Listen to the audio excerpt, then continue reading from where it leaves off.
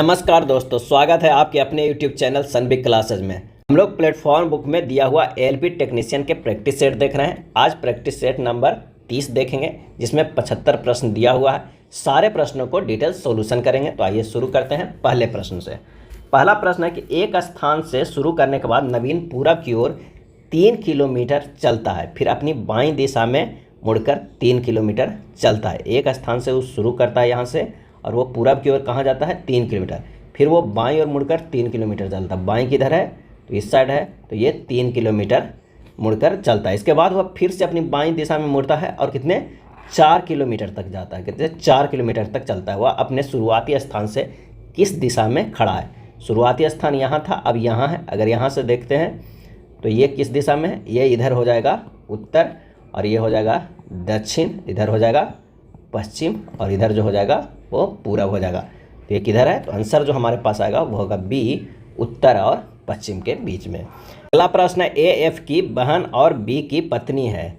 जो ए है वो क्या है, एफ की बहन है और किसका पति है, तो बी की पत्नी है, बी की पत्नी है। सी डी के दादा के बेटा है। सी जो है वो सी क्या है, वो डी के दादा के बेटा है। तो यानी सी जो हो जाएगा डी के क्या हो सकते हैं, या तो पिता हो सकते हैं या चाचा हो सकते हैं। उसके बाद कह रहा है बी ई का पिता है। बी जो है वो किसका है, ई का पिता है, ई का पिता है। सी एफ का बेटा है। सी जो है वो एफ का बेटा है, एफ का बेटा है। ए का सी से क्या संबंध है, ए का सी से क्या संबंध है, ये पूछ रहा है संबंध। ए का सी से क्या संबंध है, तो इसका हो जाएगा आंसर डी, पिता की बहन हो जाएगा। क्या हो जाएगा, पिता की बहन। अगला है 3 वर्ष के चक्रवृद्धि ब्याज तथा 1 वर्ष के साधारण ब्याज का अनुपात क्रमशः 3.311 अनुपात 1 है, तो ब्याज की दर क्या है। काफ़ी महत्वपूर्ण प्रश्न है, चाहिए सोल्व करते हैं। यहाँ पर जो देख रहा है कि साधारण ब्याज जो है वो क्या है, साधारण ब्याज कितना है, तो वो है 1 वर्ष के लिए कितना है, तो वो है 1 है। और चक्रवृद्धि ब्याज कितना है, चक्रवृद्धि ब्याज 3 साल के लिए कितना है, तो वो है 3.311 है। ये साधारण ब्याज, इसे अगर मान लें कि 100 से गुना कर दीजिए दोनों में, ताकि ये पॉइंट हट जाएगा, तो कितना एक का एक आ गया, 100 आ गया, और ये आ गया 331। क्या हो गया, 331 चक्रवृद्धि ब्याज है और साधारण ब्याज। अगर हम ये 3 साल के देखते हैं साधारण ब्याज, तो ये 100 होगा, 100 होगा। अब आइए चक्रवृद्धि ब्याज के बारे में देखते हैं कि अगर हम मान लिया कि पी है, उसका R%, कोई परसेंटेज मान लेते हैं R% है 3 साल के लिए, तो ये कितना आ रहा है, 100 आ रहा है, क्योंकि हमें निकल गया है जो प्रश्न में दिया हुआ है साधारण ब्याज 100 आ रहा है। अगर इसका हम R% निकालते हैं, इसका R% निकालते हैं तो कितना हो जाएगा, तो ये R हो जाएगा। 100 का R% निकालते हैं तो R हो जाएगा, ये 100 को निकालते हैं तो R हो जाएगा, और इस R के निकालेंगे R%, तो क्या हो जाएगा, R² बटा 100 हो जाएगा। हमारे पास इतना आ गया चक्रवृद्धि। इन दोनों के जो हम अंतर होगा वो कितना होना चाहिए, 31 होना चाहिए। साधारण ब्याज और चक्रवृद्धि ब्याज का अंतर कितना हो जाना चाहिए, 31 होना चाहिए 3 साल का। 100 300 हो गया, और चक्रवृद्धि ब्याज 331 है, तो 31 होना चाहिए। अब प्रश्न में देखिए अंतर यहाँ पर कौन सा हो रहा है, ये तो साधारण ब्याज है ही, और ये इतना चक्रवृद्धि ब्याज का ये अंतर है। तो हो गया R प्लस R² बटा 100 कितने के बराबर, 31 के बराबर हो गया। तो ये हो जाएगा 3R प्लस R² बटा 100 बराबर ये 31। तो कितना अगर हम मान रखेंगे तो आ जाएगा। तो अब देखिए R बराबर 10% अगर रखते हैं, तो ये 3 गुना 10 प्लस 10 है कि 100 बटा 100 बराबर क्या कितना आ रहा है, तो ये 30 प्लस 1 31 आ रहा है, दोनों सही हो रहा है। तो हमारा ब्याज दर कितना आया, 10%। चलिए अगले प्रश्न पर चलते हैं कि जूस की सप्लाई 35 दिन तक चलती है। यदि उसका प्रयोग 40% बढ़ जाती है तो जूस की उतनी ही मात्रा कितने दिनों तक चलेगी। तो अभी समय बराबर सिंपल से निकाल लीजिए, 35 गुना 100 बटा 40% बढ़ जाती है यानी 140, इसे कर दीजिए, सीधे आ जाएगा 25 दिन। कितना आ जाएगा, 25 दिन। आंसर जो हो जाएगा वो हो जाएगा ए। नेक्स्ट है चुंबकीय क्षेत्र में अंतक्षेपित प्रोटॉन के बल रेखाओं के लंबता गतिमान होने पर वह अनुसरण करता है, और इसका सही आंसर हो जाएगा ए, वृत्तीय पथ का। चुंबकीय क्षेत्र में अंतक्षेपित प्रोटॉन के बल रेखाओं के लंबता गतिमान होने पर यह वृत्तीय पथ का अनुसरण करता है। आवेशित कण जब चुंबकीय क्षेत्र के लंबता प्रविष्ट करता है तो उस पर लगने वाला बल वेग के लंबता होता है, जिसके कारण इस कण का पथ जो होता है वो वृत्तीय होता है। चलिए नेक्स्ट प्रश्न पे चलते हैं। एक अवतल दर्पण इसके सामने 5 सेंटीमीटर की दूरी पर रखी गई वस्तु का 3 गुना आवर्धित वास्तविक प्रतिबिंब उत्पन्न करता है। प्रतिबिंब दर्पण के सामने कितनी दूरी पर स्थित है? यानी हमारे पास जो हो जाएगा आवर्धन m जो है वो माइनस कितना दिया हुआ है, 3 सेंटीमीटर दिया हुआ है, और u कितना दिया हुआ है, -5 सेंटीमीटर। m बराबर हम लोग जानते हैं -v/u, यानी ये -3 दिया हुआ है, -b हो गया, ये -5 हो गया, तो ये कट गया, तो v बराबर जो हमारे पास आया वो -15 सेंटीमीटर, यानी प्रतिबिंब दर्पण के सामने 15 सेंटीमीटर की दूरी पर बनेगा। सही आंसर जो हो जाएगा वो हो जाएगा डी। अगला है ऐसी स्थिति जहां सरकार का व्यय उसके राजस्व से अधिक हो जाता है खाली स्थान के रूप में जाना जाता है, और इसका जो सही आंसर हो जाएगा वो हो जाएगा बी, बजट घाटा। ऐसी स्थिति जहां सरकार का व्यय उसके राजस्व से अधिक हो जाता है बजट घाटा के रूप में जाना जाता है। भारतीय संविधान के अनुच्छेद में 112 में वार्षिक वित्तीय विवरण का उल्लेख है। राजस्व घाटा बराबर होता है राजस्व व्यय माइनस राजस्व प्राप्तियाँ। अब बजट 2 प्रकार के होते हैं, राजस्व बजट और पूंजीगत बजट। सरकार के कुल व्यय और ऋण ग्रहण को छोड़कर कुल प्राप्तियों का अंतर राजकोषीय घाटा कहलाता है। नेक्स्ट है, दी गई आकृति में वृत्त माताओं को निरूपित करता है, त्रिकोण महिलाओं को निरूपित करता है, और वर्ग जो है वो बहनों को निरूपित करता है। तो कौन सा क्षेत्र उन व्यक्तियों को निरूपित करता है जो माताएं और बहनें हैं लेकिन महिलाएं नहीं हैं? ये माता को निरूपित कर रहा है, ये बहन का, और ये जो है महिला का। प्रश्न पूछ रहा है कि जो माताएं और बहनें हैं लेकिन महिलाएं नहीं हैं, तो आंसर जो हमारे पास आ जाएगा वो हो जाएगा ये एस। सही आंसर हो जाएगा डी। अगला प्रश्न है कथन एवं निष्कर्ष का। एक परिवार की मासिक आय 4 लाख है, इसमें से 2,40,000 परिवार के उन सदस्यों द्वारा कमाए जाते हैं जो IT क्षेत्र में काम करते हैं, यानी 60% रुपया कमाया जाता है IT क्षेत्र से। परिवार के 60% सदस्य IT क्षेत्र में काम करते हैं। दूसरा निष्कर्ष है, परिवार के पुरुष सदस्य परिवार की महिला सदस्यों की तुलना में अधिक कमाते हैं। तो इसका जो आंसर हो जाएगा वो हो जाएगा डी, न तो निष्कर्ष 1 और ना ही निष्कर्ष 2 पालन करता है, क्योंकि परिवार के 60% सदस्य IT क्षेत्र में काम करते हैं, ये नहीं है।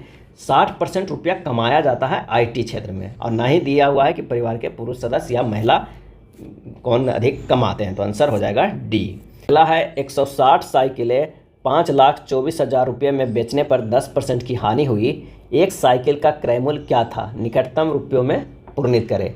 यानी 10% की हानि है तो 90% बराबर 5,24,000 रुपया, तो 100% बराबर कितना हो जाएगा? 5,24,000 और गुना 100/90, तो साइकिल का क्रय मूल्य हमें निकल के आ जाएगा। कितना निकल के आ जाएगा? तो कितने से भागा दे देना? 160 साइकिलों से, यानी 5,24,000 गुना 100, 100% तो इतना आ गया। इसे भागा देंगे 160 से, तो हमारा एक साइकिल का कीमत आ जाएगा।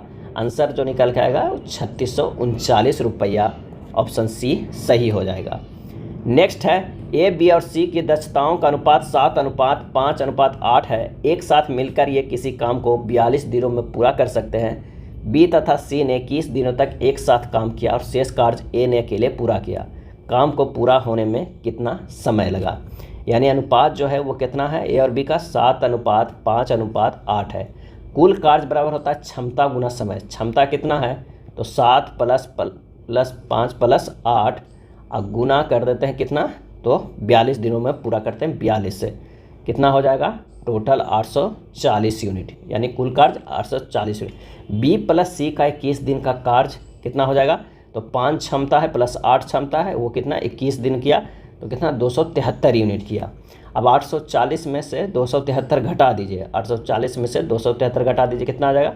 567। और ये टोटल कौन किया? तो ए अकेले कार्य किया, और ए के क्या है क्षमता? तो वो है 7 है, तो 7 से भागा दे दीजिए, है ना। उसके बाद कह रहा है कि 21 ये दिन आ जाएगा, कितना ए द्वारा किया गया है, और बाकी 21 दिनों तक काम को पूरा होने में कितना लगा? तो 21 वाला ये भी जुड़ जाएगा, प्लस जो 567/7 किए थे ए के लिए वो भी जुड़ जाएगा। टोटल जो आएगा 102 दिन आएगा। सही आंसर हो जाएगा वो हो जाएगा ए। बिजली चमकने की आवाज़ इसके देखे जाने के 6 सेकंड पश्चात सुनाई देती है। यदि बिजली चमकने की दूरी 1020 मीटर है तो ध्वनि की चाल क्या होगा? तो 1020 अब बटा 6 से भागा दे दीजिए, सीधे 170 मीटर पर सेकेंड आ जाएगा। ऑप्शन जो हो जाएगा वो सी हो जाएगा। और ध्यान रखिएगा, ध्वनि अनुदैर्घ्य तरंग है। ध्वनि माध्यम के बिना गमन नहीं कर सकता है। ध्वनि ठोस, द्रव एवं गैस तीनों माध्यमों में गमन करता है। अगला है, अवकाशोत्तक खाली स्थान के बीच एक उत्तक यानी फिलर टिश्यू का काम करता है। और इसका सही आंसर हो जाएगा सी, त्वचा और मांसपेशियां। त्वचा और मांसपेशियों के बीच एक पूरक उत्तक यानी फिलर टिश्यू का काम करता कौन? तो अवकाशोत्तक यानी एरियोलर टिश्यू। निम्नलिखित में से बांग्लादेश का राष्ट्रीय खेल कौन सा है? और इसका सही जवाब हो जाएगा ए, कबड्डी। कबड्डी बांग्लादेश का जो है वो राष्ट्रीय खेल है। ऑस्ट्रेलिया और इंग्लैंड का जो राष्ट्रीय खेल है वो क्या है? तो वो क्रिकेट है। और बांग्लादेश का राष्ट्रीय पशु को बंगाल टाइगर कहा जाता है। बांग्लादेश का राष्ट्रीय पक्षी मैग्मी रॉबिन है। बांग्लादेश का राष्ट्रीय फूल जो है वो जलीय लिली है। चलिए अगले प्रश्न पे चलते हैं। उस विकल्प का चयन करें जिसकी 5वीं संख्या से वही संबंध है जो दूसरी संख्या का पहली संख्या से है और चौथी संख्या का तीसरी संख्या से है। यहाँ पर अगर हम 6:150 कहते हैं तो ये किस तरह है? 6 - 1 करेंगे तो कितना हो जाएगा? 5। और उसका होल क्यों कर देते हैं तो कितना हो जाएगा? 5×25 अब 125 और प्लस 6 - 1 के होल स्क्वायर कर देते हैं तो ये हो जाएगा 25। कितना हो जाएगा हमारे पास? 150 रुपये। उसी तरह अगर 4×36 के देखते हैं तो 4 - 1 के होल क्यूब अब प्लस 4 - 1 के होल स्क्वायर, ये हो जाएगा कितना? 27 और प्लस 9 36। उसी तरह 5/80 के अगर हम देखेंगे तब आ जाएगा, क्योंकि 5 - 1 के होल क्यूब और प्लस 5 - 1 के होल स्क्वायर, ये कितना हो गया? 4 हो गया। तो ये हो गया 64 प्लस कितना हो गया? 16। कितना हो गया? 80 के बराबर। आंसर जो हमारे पास आ जाएगा बी। अगला है कथन एवं तर्क का। कथन है, क्या जिम्नास्टिक को स्कूलों में अनिवार्य किया जाना चाहिए? तर्क, हाँ, यह एक बच्चे के समग्र विकास में मदद करेगा। दूसरा, नहीं, यह समय और ऊर्जा की अनावश्यक बर्बादी है। बच्चों के अतिरिक्त कोचिंग कक्षाओं में भेजा जाना चाहिए। सही आंसर हो जाएगा ए, केवल तर्क एक मजबूत है। कथन के अनुसार जिम्नास्टिक को स्कूलों में अनिवार्य किया जाना चाहिए ताकि यह बच्चे के समग्र विकास में मदद करेगा, अतः केवल तर्क एक मजबूत है। अब चतुर्थानुपाती पूछ रहा है 3, 5, 9 का। तो चतुर्थानुपाती बराबर जो होता है इस तरह 3, 5, 9 और उसके बाद x, यहाँ पर होगा समानुपाती। और ये गुना किया जाता है 5 से 9 से, 3 से 1 से, यानी 3 × x बराबर 5 × 9। तो x बराबर हो जाएगा 5 × 9/3। आंसर हो जाएगा 15। सही आंसर आ जाएगा डी। इतना को भिन्न के रूप में व्यक्त कीजिए। इतना को भिन्न के, तो सबसे पहले जितनी संख्या लिखा हुआ है कितना, 4, 5, 2, 3, 5 लिख दीजिए। और कितने पर रेकरिंग नहीं है यानी 45 पे, वो घटा दीजिए। बटा कितने अक्षरों पे रेकरिंग है तो 3 पे, और कितने पे बच गए हैं उतने 0 कर दीजिए और इसे सोल्व कीजिए। आंसर आ जाएगा ऑप्शन ए, यही सही आंसर होगा। नेक्स्ट है, जब ध्वनि उत्पन्न करने वाला स्रोत ध्वनि से अधिक चाल से गति करता है तो हवा में आघात तरंगें उत्पन्न होती है। इन आघात तरंगों द्वारा निर्मित अत्यंत तीखी और तेज ध्वनि क्या कहलाती है? और इसका आंसर हो जाएगा सी, सोनिक बूम। क्या कहलाती है? सोनिक बूम कहते हैं। जब ध्वनि उत्पन्न करने वाला स्रोत ध्वनि से अधिक चाल से गति करता है तो हवा से आघात तरंगें उत्पन्न होती है। इन आघात तरंगों द्वारा निर्मित अत्यंत तीखी और तेज ध्वनि का निर्माण होता है, जिसे सोनिक बूम कहते हैं। यह ध्वनि उत्पादक स्रोत ध्वनि की चाल से अधिक तेजी से गतिमान होते हैं तो वायु में प्रघाती तरंगें, शॉक वेव्स उत्पन्न करते हैं। अगला है, यदि किसी एसी जनरेटर के आर्मेचर को तेजी से घुमाया जाता है तो खाली स्थान। इसका सही आंसर हो जाएगा बी, प्रेरित विभवांतर बढ़ेगा। यदि किसी एसी जनरेटर के आर्मेचर को तेजी से घुमाया जाता है तो प्रेरित विभवांतर बढ़ेगा। एसी जनरेटर एक मशीन है जो यांत्रिक ऊर्जा को विद्युत ऊर्जा में बदलता है और यह फैराडे के विद्युत चुंबकीय प्रेरण के नियम पर कार्य करता है। चलिए अगले प्रश्न पे चलते हैं कि निम्नलिखित में से कौन सा कथन सही है? आंध्र प्रदेश भारत में अबरक का सबसे बड़ा उत्पादक है। दूसरा, चीन दुनिया का सबसे बड़ा कोयला उत्पादक देश है। सही जो आंसर हो जाएगा वो हो जाएगा सी, 1 और 2 दोनों सही है। अबरक का सबसे बड़ा उत्पादक और निर्यातक देश चीन है। चीन रेशम, लोहा, सूती वस्त्र, सीमेंट उत्पादन में विश्व में प्रथम स्थान रखता है। भारत में सर्वाधिक तांबा का उत्पादन मध्य प्रदेश में होता है और सबसे बड़ा तांबा उत्पादक देश जो है वो चिली है। भारत में बॉक्साइट का सर्वाधिक उत्पादक राज्य उड़ीसा है। ऑस्ट्रेलिया विश्व का सबसे बड़ा बॉक्साइट उत्पादक देश है। अगला है, उस विकल्प का चयन करें जिसका तीसरे शब्द से वही संबंध है जो दूसरे शब्द के पहले शब्द से। सही आंसर ये किलोग्राम को द्रव्यमान तो किलोमीटर की लंबाई, आंसर जो हो जाएगा वो हो जाएगा डी। यदि दर्पण को दी गई प्रश्नाकृति की दाईं ओर रखा जाए तो कौन सी विकल्प आकृति प्रश्नाकृति के दर्पण में निर्मित प्रतिबिंब के एकदम समान है? तो यहाँ का जो सही आंसर हो जाएगा वो कौन सा हो जाएगा? बी हो जाएगा। एक घनाकार कमरे में फर्श का क्षेत्रफल 48 वर्ग मीटर है, उस कमरे में कितनी लंबाई की सबसे बड़ी छड़ यानी रॉड रखी जा सकती है? तो कमरे की लंबाई बराबर क्या होगा? √48 कर दीजिए, ये निकल के आ जाएगा 4√3 मीटर। छड़ की जो लंबाई होगी वो डायगोनली होगी तो √3 जो होगा वो L होगा यानी लंबाई होगा, तो √3 गुना 4√3 कर दीजिए, आंसर हो जाएगा 12 मीटर। कौन सा हो जाएगा? 12 मीटर हो जाएगा बी। दो धनात्मक पूर्णांकों का गुणनफल 375 है। जब एक संख्या को दूसरी संख्या से विभाजित किया जाता है तो 5/3 बचता है, सबसे छोटी संख्या क्या है?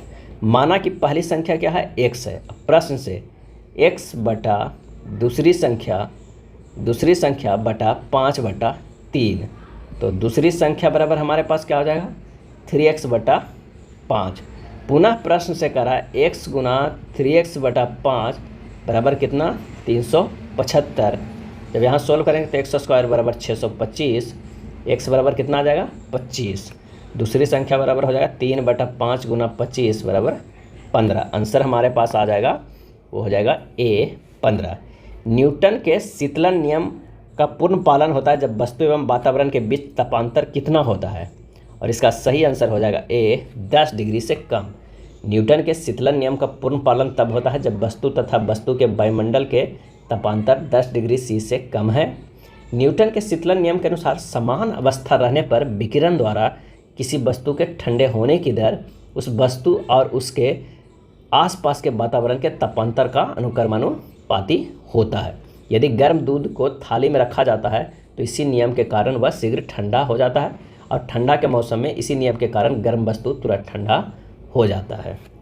नेक्स्ट है, किसी वस्तु को एक 6 सेंटीमीटर फोकस दूरी वाले अवतल दर्पण के सामने 24 सेंटीमीटर की दूरी पर रखा गया, दर्पण द्वारा उत्पन्न आवर्धन होगा।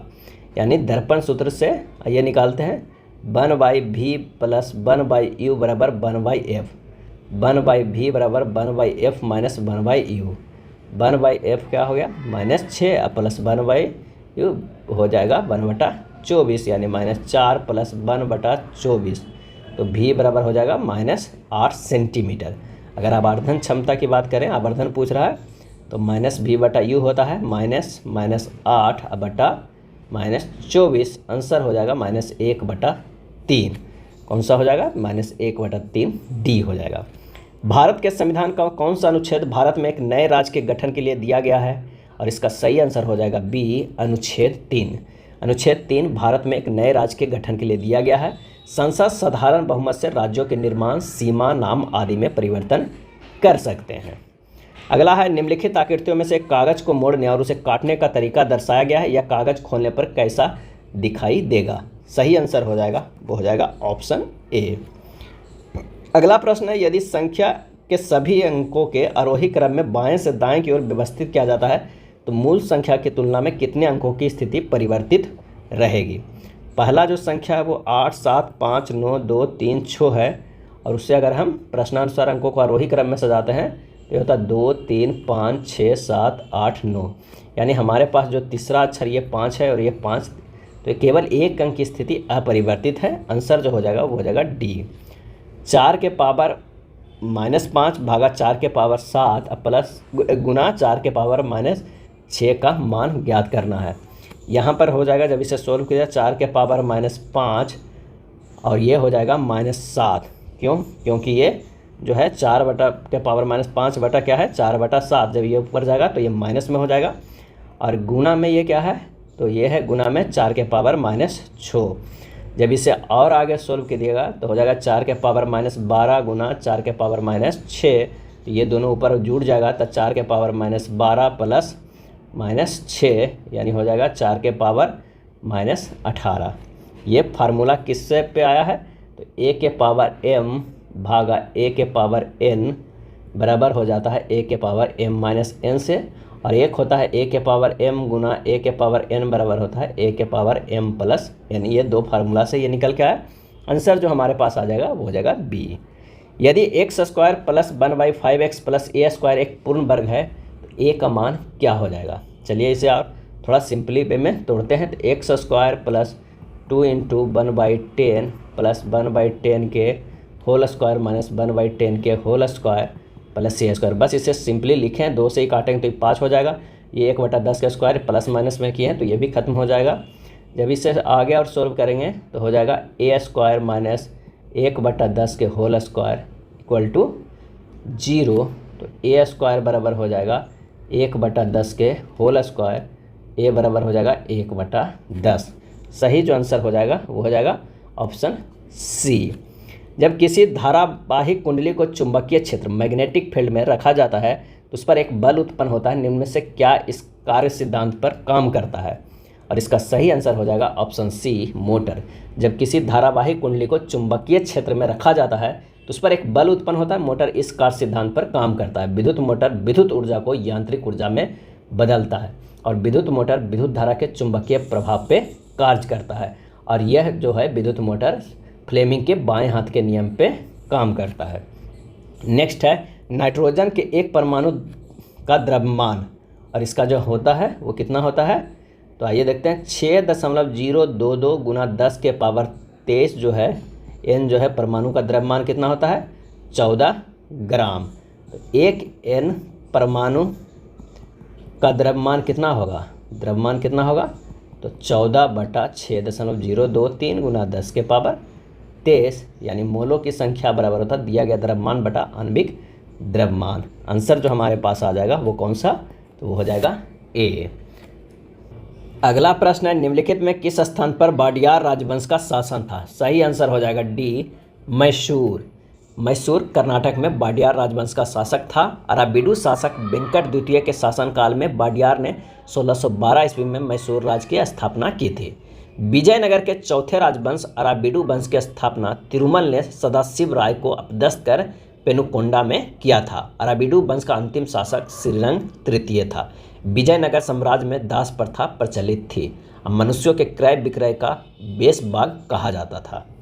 नेक्स्ट है एक ही पासे के दो विभिन्न स्थितियों को दर्शाया गया है। यदि संख्या 5 पासे के निचले फलक पर है तो ऊपरी फलक पर कौन सी संख्या दिखाई देगी। यहाँ पर देखिए कि 4 4 कॉमन है, यानी 4 के अपोजिट तो ना तो 1 हो सकता है, ना 3 हो सकता है, ना 2 हो सकता है, ना 6 हो सकता है। कौन हो सकता है, तो 5 ही सिर्फ हो सकता है। और ये 5 के पूछ रहा है निचले फलक पे कौन होगा, तो 4 होगा। आंसर जो हमारे पास आ जाएगा वो हो जाएगा सी। नेक्स्ट है निम्नलिखित संख्या में प्रश्नवाचक के स्थान पे कौन सा अक्षर समूह आएगा। चलिए आइए देखते हैं। डी से यहाँ पर बी गया है वो कितना है, -2 गया है।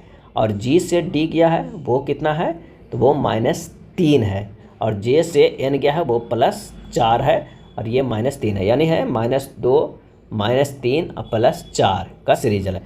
इससे भी यही सीरीज चल रहा है, -2 -3 और उसके बाद क्या चल रहा है, +4 का। अगर यहाँ भी देखते हैं तो उसी तरह चल रहा है। तो x भी का देखते हैं, तो x से अगर -2 करेंगे तो v होगा, x से -3 करेंगे तो u होगा, और x से +4 करेंगे तो z होगा। हमारे पास आंसर आ जाएगा वो हो जाएगा a। नेक्स्ट है नीचे दी गई आकृति श्रृंखला में आने वाली अक्लीय आकृति का चयन कीजिए। सही आंसर जो हमारे पास हो जाएगा वो हो जाएगा a। यदि tan अल्फा बराबर 5/3 और tan बीटा बराबर 4 तो अल्फा प्लस बीटा का मान क्या होगा। अल्फा प्लस बीटा का मान क्या हो जाएगा, तो आ जाइए निकालते हैं। tan अल्फा प्लस बीटा बराबर होता है कितना, tan alpha plus tan beta बटा 1 - tan alpha into tan beta होता है। इतना बराबर हो जाएगा 5/3 प्लस 4/1 माइनस 5/3 गुना 4। जब इसे सोल्व कीजिएगा तो ये -1 होगा, यानी tan अल्फ़ा प्लस बीटा बराबर कितना आ गया, -1 आ गया। और -1 कितने के बराबर हो जाता है, तो tan 135 डिग्री के बराबर। तो अल्फ़ा प्लस बीटा बराबर कितना आ गया, 135 डिग्री। आंसर हो जाएगा ऑप्शन बी। नेक्स्ट है निम्नलिखित पाई आरेख का अध्ययन कीजिए और उससे संबंधित प्रश्न को उत्तर दीजिए। पाई आरेख एक विशेष वर्ष के दौरान विभिन्न राज्यों में चावल के उत्पादन को दर्शाता है। यदि उस विशिष्ट वर्ष के दौरान सभी राज्यों में हुआ कुल चावल उत्पादन 20,000 टन था तो केरल में हुआ चावल उत्पादन कितने लगभग टन है? तो यानी केरल में 48% है। कह रहा है कि 360% बराबर कितना? 20,000 टन। तो 48% बराबर क्या हो जाएगा? तो सिंपल सा है कि 20,000 जो हमारे पास टन है उसे 360 से भागा दीजिए और 48 से गुना कर दीजिए। आंसर हो जाएगा 2667 टन। सही आंसर हो जाएगा, वो हो जाएगा बी। नेक्स्ट है, यदि दिए गए कथनों पर विचार कीजिए और सही उत्तर का चयन कीजिए। कथन है, अम्ल और क्षारक के बीच अभिक्रिया करके लवण और जल बनाने का उदासीनीकरण अभिक्रिया के रूप में जाना जाता है। उदासीनीकरण अभिक्रिया को इस प्रकार लिखा जाता है, अम्ल प्लस क्षार, लवण प्लस जल। आइए कौन सा कथन सही है? तो ये दोनों कथन सही है। इसी तरह अगर मान लिया कि क्षार है NaOH, अम्ल है HCl, तो ये लवण बना देता है NaCl और प्लस ये H2O निकला। तो आंसर जो हमारे पास हो जाएगा, ये दोनों कथन सही है। अगला प्रश्न है, निम्न में से कौन अम्ल दुर्लभ अम्ल है? और इसका सही आंसर हो जाएगा A CH3COOH। CH3COOH को एसिटिक अम्ल कहा जाता है। ऐसे अम्ल जो जल में आंशिक रूप से ही आयनीकृत होते हैं, फलस्वरूप कम मात्रा में हाइड्रोजन आयन देते हैं, दुर्लभ अम्ल कहलाते हैं। जैसे एसिटिक अम्ल, फॉर्मिक अम्ल, सिट्रिक अम्ल, टर्टरिक अम्ल, कार्बोनिक अम्ल आदि, ये सभी अम्ल जो है वो दुर्लभ अम्ल होते हैं। हाल ही में जागरेब ओपन 2024 में अमन सेहरावत किस खेल में स्वर्ण पदक विजेता बने हैं? सही आंसर हो जाएगा ऑप्शन सी, कुश्ती में।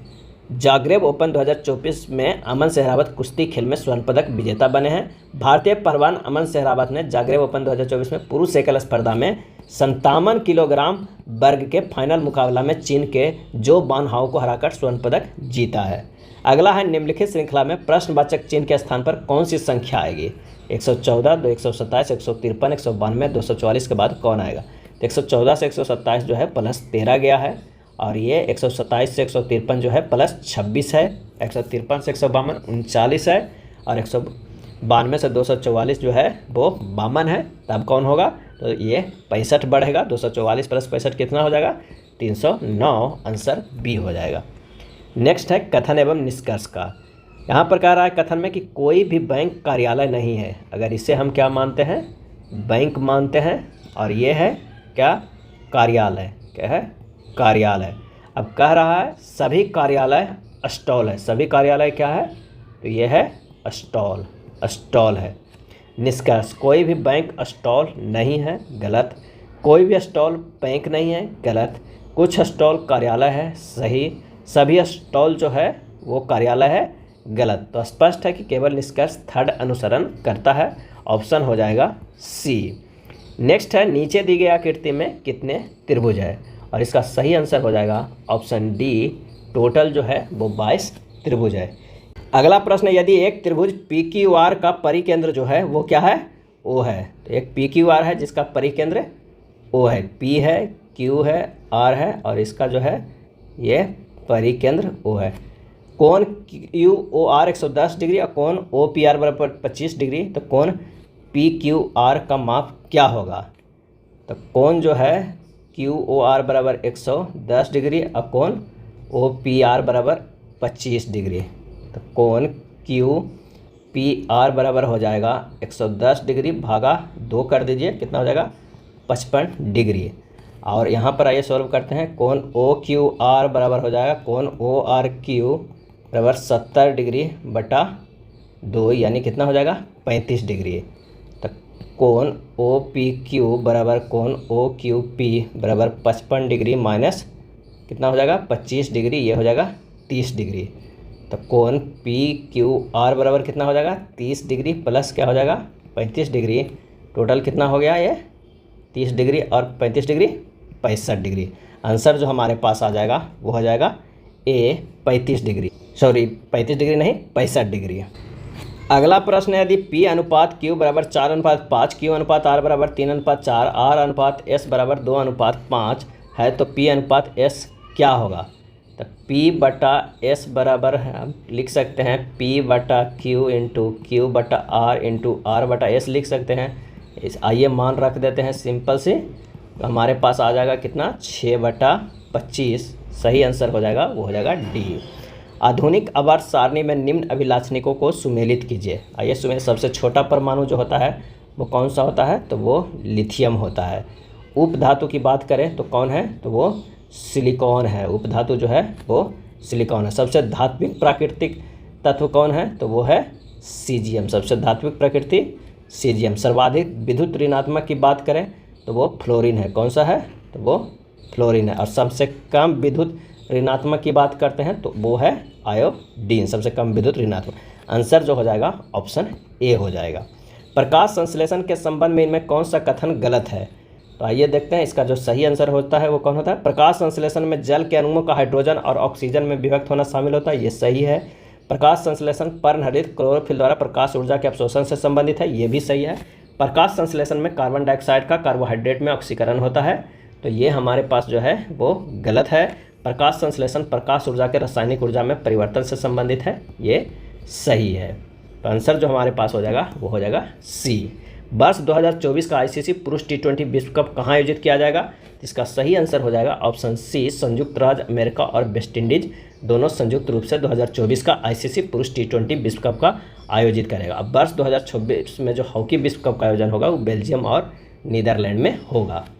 नीचे 4 शब्द दिए गए जिनमें से 3 किसी संदर्भ में एक समान है और उनमें से एक असंगत है। असंगत शब्द का चयन करें। इसका सही आंसर हो जाएगा ऑप्शन ए, पारिस्थितिकी। पारिस्थितिकी जो है वो असंगत शब्द है, आंसर हो जाएगा ए। यदि ए का अर्थ योग, बी का अर्थ घटाना, सी का अर्थ गुना, डी का अर्थ भाग, तो निम्नलिखित व्यंजक का मान कितना होगा। अगर प्रश्नानुसार अक्षरों को मान देंगे तो 6 गुना 57 -8 भागा 7 -32 प्लस 9। जब इसे सोल्व कीजिएगा तो आंसर हो जाएगा 19। ऑप्शन ए सही हो जाएगा।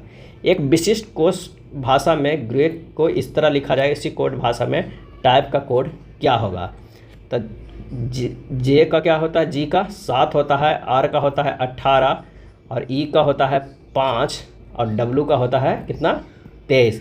यहाँ सभी अक्षर के अगर विपरीत स्थानीय मान में कोड करेंगे तो क्या होगा, तो 7 के कोड का विपरीत होगा 20, इसका 9, इसका 22, इसका 4 होगा। उसी तरह अगर हम टाइप को करेंगे, यहाँ पर विपरीत यही कोड दिया गया है, तो टाइप को विपरीत कोड करेंगे। टी के 20 होता है तो उसका विपरीत जो होता है वो 7 होता है, बाई के 25 होता है, विपरीत 2 होगा, पी के 16 होता है, विपरीत 11 होता है, ई का 5 होता है, विपरीत 22 होता है। आंसर जो हमारे पास निकल के आएगा वो हो जाएगा बी। यदि x, y, z और w चतुर्थानुपात में है तो x बराबर 3, y बराबर 13, w बराबर 39, तो z का मान क्या हो जाएगा, तो यहाँ पर होता है क्या, 3 गुना 39/13 बराबर z निकल जाएगा। आंसर जो हो जाएगा वो कौन सा हो जाएगा, वो हो जाएगा 9। नेक्स्ट प्रश्न है, 4 अभाज्य संख्याएं आरोही क्रम में व्यवस्थित है। प्रथम 3 संख्याओं का जो गुणनफल है वो 255 और अंतिम 3 संख्याओं का जो गुणनफल है वो 1955 है। तो सबसे बड़ी अभाज्य संख्या क्या हो जाएगा, यानी इस तरह के व्यवस्थित है, ए बी सी और क्या हो जाएगा डी। यहाँ पर ये सी है, इस तरह के व्यवस्थित है। यहाँ पर कह रहा है कि ए गुना बी गुना सी बराबर कितना है 225, अब बी गुना सी गुना डी बराबर कितना है 1955। अब समीकरण यहाँ पर 1 आ गया, ये 2 आ गया। अब 2 को क्या है भागा करेंगे 1 से, तो हमारे पास कितना आएगा 1955 भागा 255। आंसर जो हमारे पास हो जाएगा डी बाई ए कितना हो जाएगा, तो डी बाई हो जाएगा 23/3, यानी सबसे बड़ी अभाज्य संख्या कौन हो जाएगा 23 हो जाएगा। ऑप्शन जो हो जाएगा सी। नेक्स्ट है, नेहा हाइपर एसिडिटी से पीड़ित है, इससे राहत के लिए निम्न में से कौन सा यौगिक दिया जा सकता है, और इसका सही आंसर हो जाएगा बी, MgOH के होल ट्वाइस दिया जा सकता है। MgOH के होल ट्वाइस को मिल्क ऑफ मैग्नीशिया कहा जाता है। निम्नलिखित में कौन से पौधे थैलोफाइटा समूह से संबंधित नहीं है, और इसका सही आंसर हो जाएगा option A, Marsilea. Marsilea Thallophyta समूह से संबंधित नहीं है, मार्सिलिया टेरिडोफाइटा समूह का पौधा है। नेक्स्ट है, हाल ही में वर्ष 2024 का मरणोपरांत भारत रत्न सम्मान से किसे सम्मानित किया गया है, और इसका सही आंसर हो जाएगा ऑप्शन सी, कर्पूरी ठाकुर को। किसे दिया गया है, तो कर्पूरी ठाकुर को। 2024 में टोटल 5 लोगों को भारत रत्न सम्मान दिया गया है। अगला है, 8 मित्र ABCDEFG और H आपस में समान दूरी पर एक गोल मेज पर केंद्र की ओर मुख करके बैठे हुए हैं। D, F और H के बीच में बैठे हुए हैं। जो D है वो क्या है, एफ और एच के बीच में बैठे हुए हैं, एफ और एच के बीच में बैठे हुए हैं। उसके बाद कह रहा है कि ए बी और जी के बीच में बैठे हुए हैं। ए जो है वो क्या करते हैं, बी और जी के बीच में बैठे हुए, ए बी और जी के बीच में नहीं बैठा हुआ है, सॉरी ए बी और जी के बीच में नहीं बैठा हुआ, यानी यहाँ पर भी हो सकता है और ये यहाँ पे भी हो सकता है। उसके बाद कह रहा है सी ए के दाएं तीसरे स्थान पे बैठे हुए हैं। सी जो है वो के दाएं तीसरे, एक दो है यहाँ पर, तीसरे स्थान पे सी को बैठा देते हैं, स्थान पे बैठा है। ई डी के बाएं दूसरे स्थान पे बैठा हुआ है। ई जो है वो डी के बाएं दूसरे स्थान पे बैठा हुआ, यानी यहाँ पर ई बैठा हुआ, डी तो बैठा हुआ, यहाँ पर ई हो जाएगा। ए के सामने कौन बैठा हुआ है, तो इसका जो सही आंसर हो जाएगा वो हो जाएगा सी ई बैठा हुआ है। ए के सामने कौन बैठा हुआ है, तो सी ए ई बैठा हुआ है। नेक्स्ट है एक निश्चित कूट में समूह को इस तरह रूप में कूटबद्ध किया गया है, तो उस कोड को गैमर को कूटबद्ध किया जाता है किस तरह। समूह को जो किया गया है ये सी है यहाँ पर, तो इस रूप में किया गया। एस से अगर -2 करेंगे तो क्यू होगा, और ए से -1 करेंगे तो जेड होगा। एम से डायरेक्ट एम किया गया है, ओ से +1 करेंगे तो पी होगा, ए से +2 करेंगे तो सी होगा। उसी प्रकार गैमर को हम करेंगे -2 -1 और सेम रखेंगे, फिर +1 +2, तो हमारे पास जो आंसर आएगा वो होगा ए। उस सही विकल्प का चयन कीजिए जो दी गए शब्दों को उस क्रम को दर्शाता है जिस क्रम में वे अंग्रेजी शब्दकोश में मौजूद होते हैं। आंसर हो जाएगा ऑप्शन डी। 1845 में कौन सी सबसे छोटी संख्या को जोड़ा जाना चाहिए ताकि यह 3, 4, 5 और 6 से विभाज्य हो। 3, 4, 5 से का अगर एलसीएम लेंगे तो 60 होगा, और 60 को 1845 से आप भागा दीजिए, ये 30 बार में अगर करिएगा तो 1800 ये कट जाएगा, कितना बचेगा 45। अभिष्ट संख्या जो आएगा वो 60 - 45 करेंगे, हमारे पास ये 15 बचेगा। यह एक बार और लगाइएगा, ये सीधा सीधी 30 से था तो इसलिए गुणा गए, तो यहाँ पर हमारे पास जो आएगा वो क्या होगा 15। आंसर जो आएगा ऑप्शन 15। उस प्रक्रिया का नाम बताइए जिसके द्वारा प्रकाश संश्लेषण के विलय उत्पादों के पादपों के अन्य भागों में पहुँचाया जाता है, और सही आंसर हो जाएगा ऑप्शन बी स्थानांतरण। उस प्रक्रिया का नाम स्थानांतरण है जिसके द्वारा प्रकाश संश्लेषण के विलय उत्पादों को पादपों के अन्य भागों तक पहुंचाया जाता है। इन संश्लेषित खाद्य पदार्थों का स्थानांतरण पत्तियों से तरल अवस्था में मूल की ओर जाता है। विभिन्न प्रकार के अस्थायी उत्तकों के निर्माण के लिए खाली स्थान उत्तक की कोशिकाओं को अलग किया जाता है, और इसका सही आंसर हो जाएगा ऑप्शन सी मेरिस्टेमेटिक। विभिन्न प्रकार के अस्थायी उत्तकों के निर्माण के लिए मेरिस्टेमेटिक उत्तक की कोशिकाओं को अलग किया जाता है। उत्तक का अध्ययन हिस्टोलॉजी में किया जाता है। मानव परिसंचरण तंत्र में सभी शिराएं रक्त को हृदय की ओर ले जाती है। फुफ्फुसीय शिरा अन्य शिराओं में क्या अंतर है, और इसका सही आंसर हो जाएगा सी फुफ्फुसीय शिरा ऑक्सीजन युक्त रक्त ले जाती है। मानव परिसंचरण तंत्र में सभी शिराएं रक्त को हृदय की ओर ले जाती है, लेकिन फुफ्फुसीय शिरा और अन्य शिराओं में अंतर है कि फुफ्फुसीय शिरा ऑक्सीजन युक्त रक्त ले जाता है। फुफ्फुसीय शिरा हृदय और फेफड़ों के बीच रक्त का परिवहन करता है। फुफ्फुसीय धमनी दाएं वेंट्रिकल से फेफड़ों तक ऑक्सीजन रहित रक्त ले जाती है। निम्नलिखित में से वर्तमान में विश्व बैंक के अध्यक्ष हैं। सही आंसर हो जाएगा ए अजय बंगा। विश्व बैंक के वर्तमान अध्यक्ष कौन है, तो अजय बंगा। विश्व बैंक के अध्यक्ष बनने वाले प्रथम भारतीय मूल के अमेरिकी नागरिक अजय बंगा है, और वर्तमान में विश्व बैंक के मुख्य अर्थशास्त्री इंद्रमीत गिल है। निम्नलिखित श्रृंखला में प्रश्नवाचक चिन्ह के स्थान पर आने वाले अक्षर का चयन कीजिए। तो डी से जी गया है +3 है, जी से किया गया है +k है, और k से +5 करेंगे तो हमारे पास p आएगा, p से +6 करते हैं तो v आता है। आंसर जो हमारे पास हो जाएगा वो हो जाएगा ए। नेक्स्ट है एक कोड में यदि इसको इस तरह लिखा जाता है तो इसी कोड में इसको कैसे लिखा जाएगा। यहाँ पर देखिए कि सबसे पहले कितने अक्षर को, 5 अक्षर को इधर कीजिए और ये 5 को इधर कीजिए, और ये दोनों का जो सीरीज है यहाँ पर देखिए कि ए यहाँ पे लिखा गया, जे यहाँ पर बीच बाई को रखा गया, के इधर किया गया है, एस इधर किया गया है, इस तरह चेंज किया गया है, और सी को यहाँ किया, 5 को चेंज किया। यहाँ भी अगर हम 5 को एक साइड करते हैं, 5 को एक करते हैं, तो हमारा जो निकल के आएगा वो ए बनेगा। तर्क पर ध्यानपूर्वक विचार करें और निर्णय करके इसमें दिया गया कौन सा अनुमान निहित है। तर्क है शहर में गड्ढों के कारण बहुत से लोग समय पर हवाई अड्डे तक नहीं पहुंच पाते हैं। अनुमान समय पर हवाई अड्डे तक पहुंचना आवश्यक नहीं है। दूसरा, हवाई अड्डे के लिए कोई अन्य मार्ग नहीं है। इसका सही आंसर जो हो जाएगा वो हो जाएगा बी केवल अनुमान 2 निहित है, यानी हवाई अड्डे के लिए कोई अन्य मार्ग नहीं है। अगले प्रश्न पर चलते हैं। एक नाव धारा की दिशा में 12 किलोमीटर की दूरी 4 घंटे में तय करती है। यह धारा के विपरीत दिशा में 6 किलोमीटर की दूरी उतने ही समय में तय करती है। शांत जल में नाव की चाल किलोमीटर पर घंटा में ज्ञात कीजिए। तो धारा की दिशा में चाल जो हो जाएगा दूरी बटा क्या हो जाएगा, वो समय हो जाएगा, यानी 12/4 हो जाएगा, यानी हो जाएगा 3 किलोमीटर पर आवर। धारा के विपरीत दिशा में चाल कितना हो जाएगा, 5/4 यानी 1.5 किलोमीटर पर आवर। शांत जल में नाव की चाल कितना होगा, तो 3 + 1.5/2 बराबर 4.5/2 हो जाएगा 2.25। आंसर जो हो जाएगा वो हो जाएगा ए। नेक्स्ट है, घर्षण बल के बिना निम्नलिखित में कौन सा कार्य कठिन है, और इसका सही आंसर हो जाएगा डी, गीले संगमरमर के फर्श पर चलना। घर्षण बल के बिना गीले संगमरमर के फर्श पर चलना कठिन कार्य है। भ्रूण के लिए भोजन संग्रहित करने वाली जनन कोशिकाओं को खाली स्थान कहा जाता है। सही आंसर हो जाएगा ए, मादा युग्मक।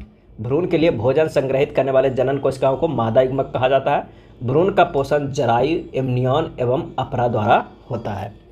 परोस और कॉपोस संधिया किससे संबंधित है, और इसका सही आंसर हो जाएगा ऑप्शन बी, बाह्य अंतरिक्ष से। परोस और सिपियोस संधिया जो होता है बाह्य अंतरिक्ष से संबंधित है। यह निरस्त्रीकरण पर काम करने और अंतरिक्ष में हथियारों और अन्य अंतरिक्ष सुरक्षा मुद्दों से संबंधित मामलों के लिए अंतर्राष्ट्रीय मंच है।